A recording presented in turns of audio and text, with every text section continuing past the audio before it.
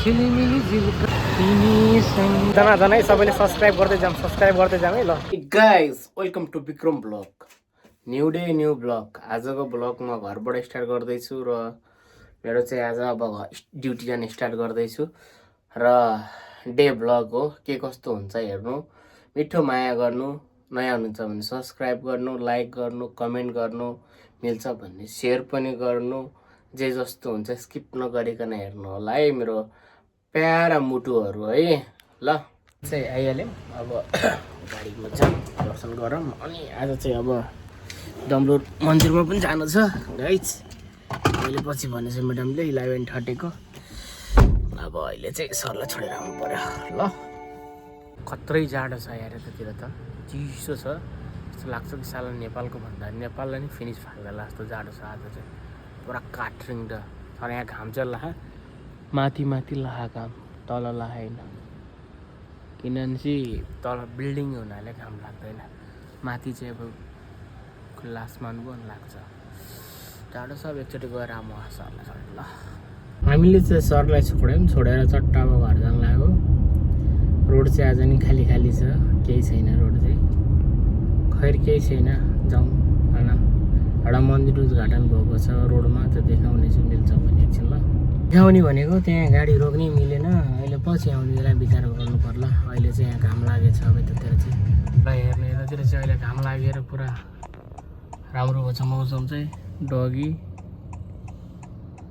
बिल्डिङहरू छ खतरा खतरा बिल्डिङहरू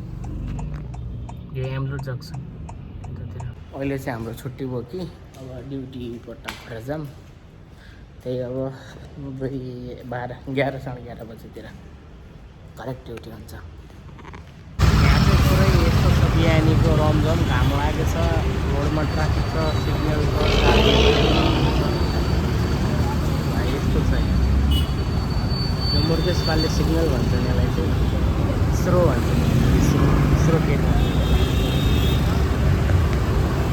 भन्छ घरमा आयौँ कि हामी चाहिँ घरमा आयौँ कि तर केही छैन घरको पाकेको अब हेरौँ के हुन्छ यो मेरो बुलेट होइन अर्का के हो म चाहिँ रेडी भइसक्यो अब ड्युटी जानको लागि चाबी लिन्छु जिन्दगीमा माग कसम ड्युटी भन्ने जिन्दगी कहिले जाँदैन म पनि साला जति काम गरे पनि पुग्दैन तिमी माटोक्नेले पनि त हेर्दैनौ माटोक्ने जीव घटना छ हेर गाउँले गाडी यताबाट साइड दिन छोडेर यताबाट आइज उताबाट आइज भन्छ नि गाडी चलाएर कसरी चलाउनु आइज दिमाग साइड रोडमा भन्ने हो भने कतिजनालाई गाडी चलाउनै आउँदैन यस्तो छन् कि मान्छे ड्राइभरहरू गाडी चलाउन नआउने अनि हाम्रो आन्टीहरू हेर्छन् यसरी गाडी चलाउन नआउने त्यसपछि तपाईँको हुन्छ नि त्यो लाइसेन्स कहाँबाट पाउँछ भने मेरो अनलाइन फार्म हुन्छ अनलाइनबाट खाँच गर्छ दिन्छ पैसा खाऊ लाइसेन्स हातमा आउँछ बास त्यसले के गर्छ बाटामा एक्सिडेन्ट निम्ताउँछ त्यसको कारणले गाडी सिकेर लाइसेन्स लिन धेरै आवश्यक छ जस्तो हाम्रो नेपालमा गाडी चलाउन आएको मान्छेलाई पनि लाइसेन्स पाइँदैन तर यहाँ नसिकेको र ह्यान्डलमा नबसेको मान्छेले लाइसेन्स पाउँछ बुझ्नुभयो कुरो यसरी बुझ्नु कुरेर बसेछ भने अब म्याडमको ड्युटी हो अब हेरौँ कतिखेर आउँछ होइन कस्तो कपाल फुलेछ मेरो केही छैन यो नेचुरल फुलाइ हो खैर केही छैन यो चाहिँ हामी दम्लुर भन्ने ठाउँमा यो प्यालेस हो पार्टी प्यालेस यो बुक गर्छन् हलहरू बिहेको लागि अनि यहाँ नजिकै चाहिँ मन्दिर छ यो चाहिँ मन्दिर हो यहाँ चाहिँ नजिक चाहिँ मन्दिर यो दम्लुरमा हो है सबैजना नजिक हुनुहुन्छ भने भिजिट गर्नु दम्लुरमा अथवा कसैलाई बुकिङ पार्टी प्यालेस बुक गर्नु छ भने सामने छ बिहेको लागि होइन यहाँ बिहेको लागि पार्टी प्यालेस अनि यो मन्दिर बिहे गर्नको लागि मन्दिर पनि नजिकै छ राम्रो छ है आज चाहिँ हामी यतातिर आएको थियौँ अघि चाहिँ अहिले चाहिँ यता तपाईँको दम्लुरमा दम्लुरमा एउटा मन्दिर छ अनि यहाँ चाहिँ उसको छोराको वर्तमान हुने हो क्या अप्रेलमा त बुकिङको लागि अथवा केही कुराकानीहरू गर्नको लागि होला सायद र मन्दिर चाहिँ अब तपाईँको 12 बजीतिर क्लोज हुँदो रहेछ बिहान खुल्छ अनि 12 बजी क्लोज हुँदैन बेलुकातिर खुल्छ यहाँ चाहिँ यस्तो हो राम्रो छ घुम्नको लागि भित्र पनि राम्रो छ हेर्नु होला आउनु होला सबैजना क्लोज गरिदिनुहुन्छ गेट चाहिँ 12 बजे लगभग क्लोज हुँदो रहेछ गेट मान्छेहरू सब बाहिर आए यस्तो छ यहाँ चाहिँ हेर्न सक्नुहुन्छ है यहाँ चाहिँ यो आँपको बुट्टो छ नि यहाँ आँपको बुट्टोमा नि फल लागिसकेको छ यो पुरा फुलिसकेको छ है यो चाहिँ यहाँ चाहिँ आँपको बुट्टो हेर्नु है म नजिकबाट देखाउँछु है दाना लागिसकेको छ आँपको बुट्टोमै दाना लागिसक्यो हेर्नु है आँपको बुट्टो त्यहाँ छ त्यहाँ पनि छ त्यहाँ पनि छ है आँपको बुट्टो पुरै हो आँपको बुट्टो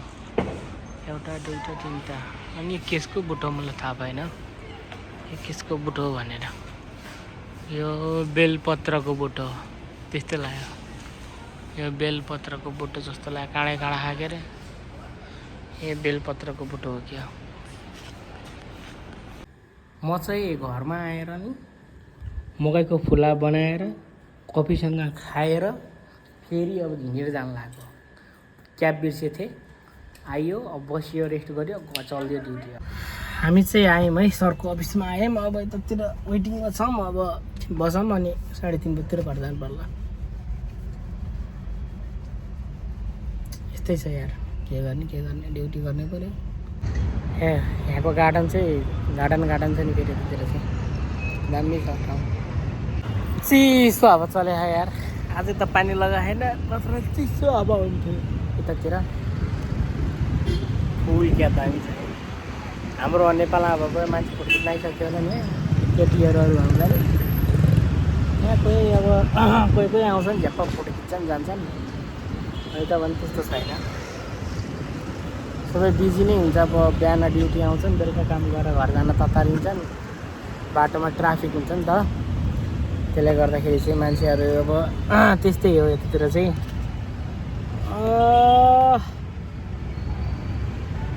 पैसा सहेत सबै हेर्छन् क्या ठाउँ राम्रो छ यार गर्नको लागि हो भने मान्छेलाई राम्रो छ काम गरेर खाने हो भने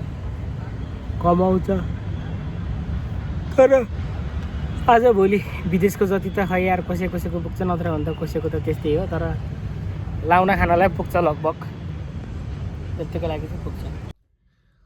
हामी चाहिँ गाइस ब्याडमिन्टन क्लास आएका छौँ यहीँ बसेर वेट गरेका छौँ होइन आज चाहिँ यस्तै छ ड्युटी अब यो ब्याडमिन्टन क्लास सकेर टक्क जाने हो अनि टक्क घर आएर टक्क हिँडेर जाने हो घरतिर चाहिँ मेरो प्यान्ट हल्का लुज भएछ आजकल म घडी चाहिँ क्या तल खस्किन्छ हेर्दाखेरि पनि अनि त अरू के भन्ने नयाँ नौलो त के हुने र यस्तै छ तर कसैले पनि भुलेर यो आइफोन चाहिँ नकिन्नु आइफोन भनेको त बेकार हो ब्याट्री कतै टिक्दैन कति गाह्रो हुन्छ समस्या हुन्छ हेर्नु आइफोन भन्दा त बरु अरू कुनै फोन किन्नु जो ब्याट्री टिकाउ हुन्छ भिडियो बनाउनु सजिलो हुन्छ डर लाग्ने यार कतिखेर ब्याट्री सकिन्छ भनेर भिडियो बनाउँदा बडो तनाव छ यार यो बाटोको नि झ्याउ क्या धेरै नै झ्याउ खै केही छैन गाइस आजलाई यति नै गरौँला फेरि मिलाउँला नेक्स्ट ब्लग नेक्स्ट डेमा है okay bye see you good night